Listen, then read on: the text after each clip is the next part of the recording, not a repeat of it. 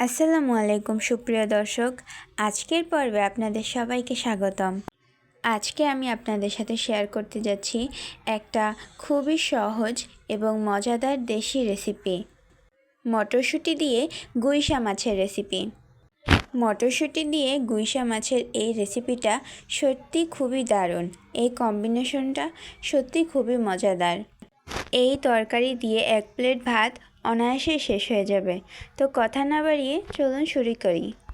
প্রথমে চুলায় তাওয়া বসিয়ে আমি তাওয়াটাকে ভালোভাবে গরম করে নিয়েছি। এবার দিয়ে দিচ্ছি সরিষার তেল। আমি এখানে সরিষার তেলটা ব্যবহার করেছি, আপনারা যে কোনো রান্নার তেল ব্যবহার করতে পারেন। এবার যখন আমার সরিষার তেলটা গরম হয়ে গিয়েছে তখন আমি দিয়ে দিলাম পেঁয়াজ কুচি। এবার এই পেঁয়াজ কুচিটাকে ভালোভাবে সরিষার তেলে ভেজে নেব। খুবই ধৈর্য ধরে এটাকে কিন্তু ভেজে নিতে হবে।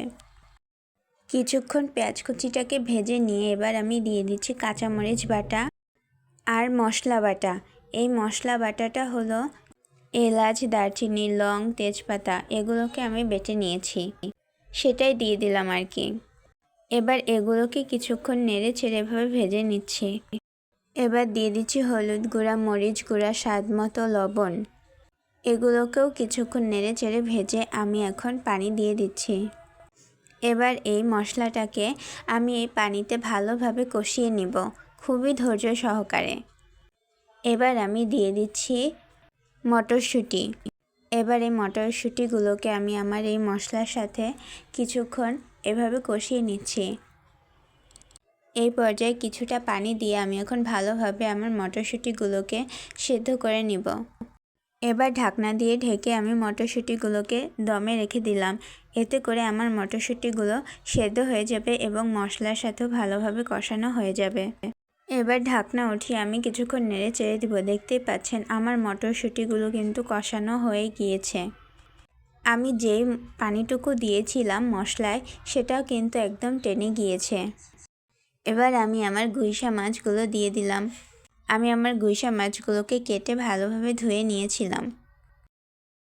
এবার কিছুটা নেড়ে চেড়ে আমি মাছের সাথে মশলাগুলোকে মিশিয়ে নিচ্ছি। মাছগুলোকে যখন নেড়ে চেড়ে কষানো হয়ে যাবে, ঠিক এইভাবে যখন মাছ থেকে কিছুটা তেল তেল ভাব চলে আসবে তখনই আমি দিয়ে দিচ্ছি পানি। পরিমাণ মতো পানি দিয়ে আমি এখন এটাকে কিছুক্ষণ নেড়ে চেড়ে নিচ্ছি।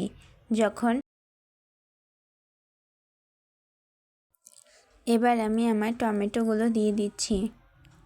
টমেটো মাছে দিলে যেমন সুন্দর দেখায় তেমন কিন্তু খেতেও একটা আলাদা স্বাদ হয়ে যায়। এবার দিয়ে দিচ্ছি রসুন কুচি আর কাঁচামরিচ কাটা।